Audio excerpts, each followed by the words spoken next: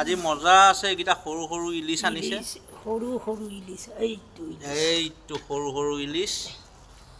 এইকেইটা মজা ইলিচ সৰু ইলিচ ইলিচ আৰু এফালে কি আছে ভাঙোন এফালে ৰৌ আছে ৰৌ আজি ডাঙৰ নাই ডাঙৰ নাই এইকেইটা ইলিচ নিয়ক গোটাই মিলিয়ে ভেলে 1 কেজি আজি ল'লোঁ এইয়া মাছ মানুহ অকল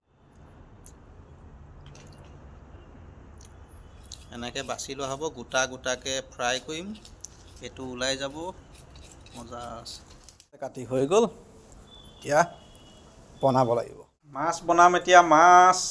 আৰু এইটো জীৱনত প্ৰথম আজি মই ভাঙোন মাছ ফ্ৰাই কৰিম আজিলৈকে কৰি পোৱা নাই হালধিটো অকণমান বেছি হৈ যদিও নাজানো মই মাছটো ৰঙা হৈ থাকিলে খাই ভাল পাওঁ পুৰা ধুনীয়াকৈ সানি লৈছোঁ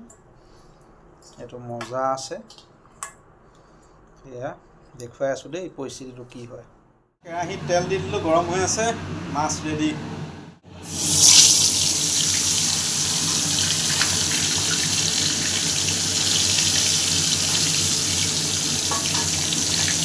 মাছ দি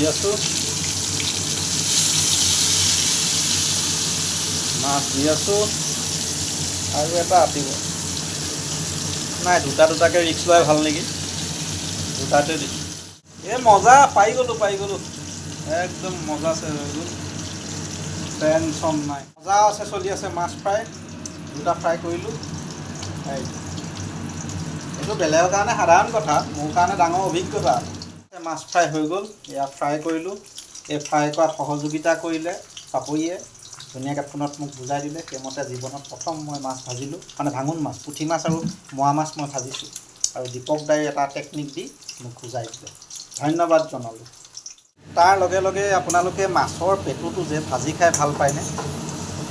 সেইটো ভাজি দিওঁ বুলি ভাবিছোঁ ভাত ভাজি বুলি কয় যে সেইটোৰ লগত ফ্ৰাই কৰি আছোঁ আছে পেটু ভাজি ৰেডি হৈ গ'ল ভাত ভাজি বুলি কয় আৰু পেটু ভাত